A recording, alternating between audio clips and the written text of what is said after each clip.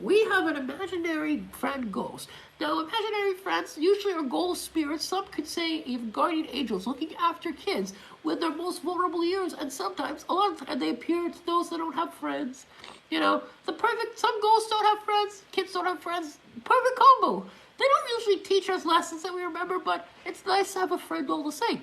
That said, when my cousin's son was little, he was super attached to his imaginary friend named Joseph. I knew Joseph before. That guy was really rude. Anyway, he would take Joseph everywhere and do things like demand that his kids buckle him into the car so he could was more attached, definitely more attached than most kids. But some kids just have realistic imaginary friends. So they didn't think of it being weird. They probably should have. Fast forward several years, my cousins have moved out of the house and their son is a lot older. One day my dad runs into the family and who bought the house from them, who has a little boy of their own. As the conversation goes on, it gets brought up that the little boy who lives in the house now has an imaginary friend that he's super attached to named Joe. Ooh. Obviously, my cousin tells the family about his son, who had imaginary friends named Joseph while living in the same house. It's interesting, but ultimately assume it's a funny coincidence.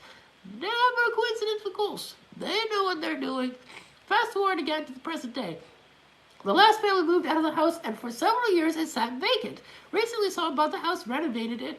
One day, my cousin ran to the guy who was renovating it. They live in a small town. It's not weird that he keeps seeing people who bought his old house. Okay, sure. It sounds like he's sitting outside waiting for people to pop out so he can be like, "So, do you see Joseph?" Okay. Fast forward. They were talking about the house, and my cousin mentioned the funny coincidence that two boys having an imaginary friend with a similar name. Well, at this point, the guy who did the renovation tells my cousin that while they were taking out a wall, they found an old journal that had the name Joseph written on it. Ooh, what a good twist! Unfortunately, I don't think they kept the journal, but at the very least, spooky coincidence. That's great! I would have been so mad if they threw out that journal. I would have been like, give that journal to me. I want to read it. Oh, that's some good stuff. That was good. That was a good ghost story. I'll give you that. All right, last one. Oh my goodness. Okay. Last story, it's a long one. It's a haunted cabin. Cabins, I love cabins. The ideas of cabins are great. A refuge from the society and all that stuff. But when they're haunted, what do? You cry. You cry a lot. Okay. So I'm a pretty skeptical person when it comes to paranormal, albeit having a vested interest in tales and evidence. I'm the kind of person who browses ghost hunter videos on YouTube and these kind of subreddits, like me. You should follow me, subscribe to me. I've also visited plenty of purportedly, okay, that's a big word, haunted locations in the U.S., including but not limited to, like the Omni Parker House in Boston, the Molly Brown House in Denver, the Wally House in San Diego, Alcatraz at night, ooh, that would be a good one, and the Winchester House more than once. None of which have yielded any sort of evidence. A part of me wants to believe, but also terrified of the prospect of witnessing something. I'm mostly a non-believer up until a couple of months ago. Ooh, I love it when a non-believer starts to believe. In short, I wanted to plan a surprise party and get away from my girlfriend's 30th birthday. She had mentioned wanting to go hit the slopes. It was January, so it's still winter time at this point. I organized these months ahead and had invited some of her closest friends to join. I ended up renting an Airbnb cabin that had enough rooms to host 10 people or 5 couples. This will be relevant, I'm sure.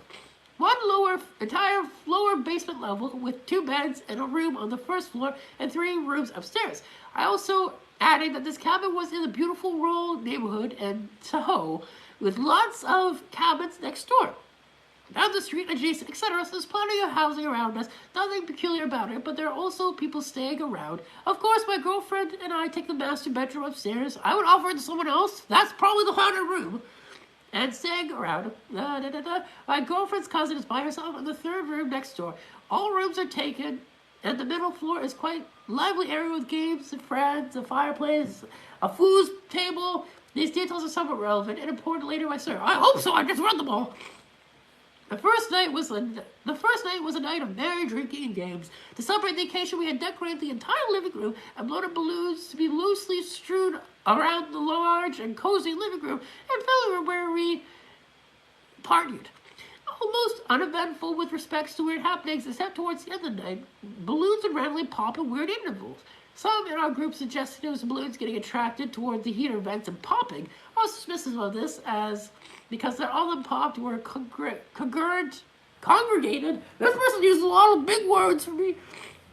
The event, cool. I just took note.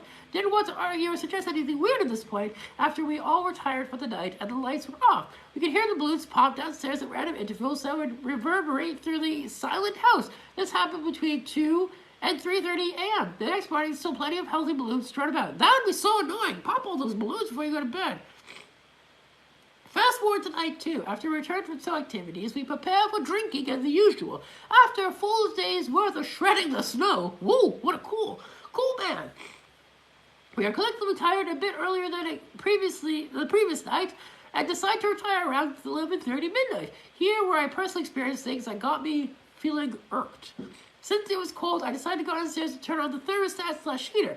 Our couple friend across the hall had their door slightly ajar. Not me! Doors are closed, no ghosts in the doorways. Lights on and the bathroom was in use. As I was going downstairs in the dark stairwell, I heard the floorboards begin behind me creak. I figured it was my friend coming out to follow me for a cup of water or to go to the kitchen. It never is your friend. As I walked across the living room and stopped the thermostat, the lights were still off at this point, and the creaks continued. And then I hear it stop a few feet behind me near the kitchen. The kitchen's lights don't turn on, and I hear nothing else. Feeling like he was waiting behind me, and I was being watched. I said, "What's up, dude? Need anything?" I turn around, no one is there. Why wouldn't there be? I only ever read about this dreadful feeling being watched. And indeed, every bit dreadful upon realization in person. A minute later, I swore someone followed me down, and I was taken aback, and my skeptical behind once again took note and spoke nothing of it. I would tell everybody. About 30 minutes passed and it's still cold. At this point, everyone is asleep, and I decided to turn up the thermostat a couple notches. Nothing crazy. And I turned on the upstairs hallway light bright enough to light the stairs and see the downstairs. I proceeded to head downstairs and stop once again on the thermostat. No floorboard creaks except my own steps this time. As I'm turning on the thermostat, thinking to myself how odd the creaking was the first time, a noise broke my train of thought. I heard a ball from the foosy table several feet away from the fireplace oddly roll across the surface and hit one of the side walls. That's creepy. Nobody's around, and I'm certainly too far to touch it. I froze in fear. I hastily go back. I'd be out of there. I grab the ball, examine it, and then scream and run. Not knowing how to mentally process the increasingly evident occurrences, I eventually sleep under the pretense that nothing is definitive enough for me to be conclusively sure this cabin is haunted. I don't mention it or wake up anyone about my experience. The next morning, as we leave and drive back home, the balloons we were brought up by my girlfriend's friend/couple who stood across the hall. I took it as an open to talk about my experiences and disclose them. At this point, my girlfriend's friend goes pale, gets serious, and tells us the previous night she was still wide awake and she noticed a dark figure standing at the foot of her bed. Oh boy! She states that she went into panic mode after blinking and realizing it wasn't a dream or hallucination, and shook her boyfriend awake, who I thought followed me down the stairs earlier that night, only to have it disappear. This by far, coupled with my experiences, is undeniable evidence. I myself was wide-eyed upon hearing this solid piece of information. Finally, a believer! My girlfriend's cousin, who stayed in the room next to us, then mentioned she heard what sounded like breathing in her room, but dismissed it as naturally occurring outside the walls of the cabin. These events said alone could be normal and maybe explained, but collectively it's hard to deny that something was present and amiss. I'm hoping that this is the extent of my runs with the paranormal, and because I don't want to experience anything like this again, the universe has made me a believer! We end with a believer story! Thank you so much for joining my spring/March live stream. I hope you guys and Ghostlings enjoyed. Please sure to follow, subscribe, and do all that great stuff, and comment what were the worst bunny costumes. Do you believe any of these ghost stories? I don't know, they all seem pretty legit this time around, not so fake like they were around Christmas. Have a wonderful day, Ghostlings. I'll see you soon on the TikToks, the YouTubes, and all the other ones. Good morning.